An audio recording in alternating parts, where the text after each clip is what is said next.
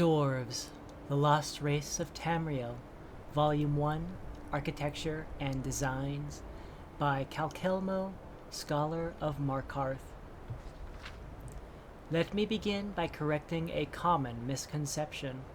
The proper term to use when referencing the ancient lost race of Tamriel is Dwemer. It is a word whose meaning is roughly translated to people of the deep in the common tongue, and whose use has been widely replaced by the more ubiquitous nomenclature dwarves.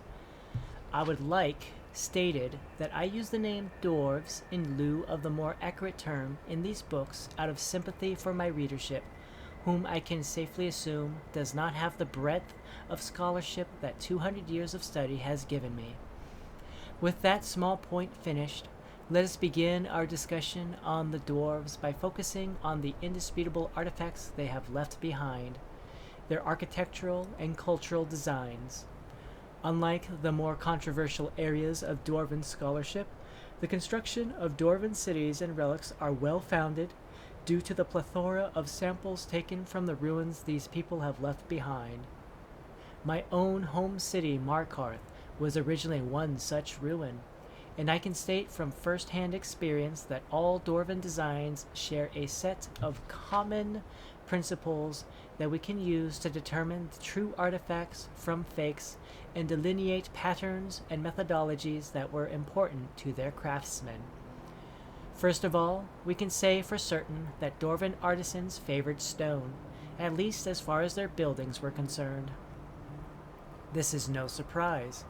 With notable exceptions, the vast majority of dwarven architecture is found underground or carved out of mountains. It is possible, although only theoretically, that the dwarves first mastered masonry as a race quite early, and later examples of metalwork were added on to much earlier stone designs as the dwarves began to master more complex tools.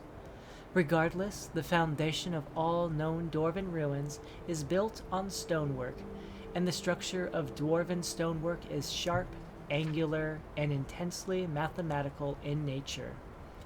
By a simple count, there are hundreds, if not thousands, of samples of dwarven buildings made of precise square shapes, and far fewer examples of discretely rounded or curved stonework, leading us to believe that early dwarves favored trusted, well-calculated designs based on angled lines rather than riskier, more imprecise calculations based on arcs and curves. This comparatively simple tradition of stone cutting has nevertheless resulted in buildings that are as structurally sound today as they were thousands of years ago, making the works of our most skilled masons today seem like child's play in comparison. Metalwork, as far as we know, is the primary method used to make almost all dwarven crafts. We cannot, however, discount more easily destructible materials such as clay, paper, and glass from outside the scope of dwarven craftsmanship, but given the tendency of dwarven design to favor the long-lasting over the fragile, we can safely assume that at the very least, metal was a heavy preference. And the metal used in all so far discovered dwarven relics is entirely unique to their culture.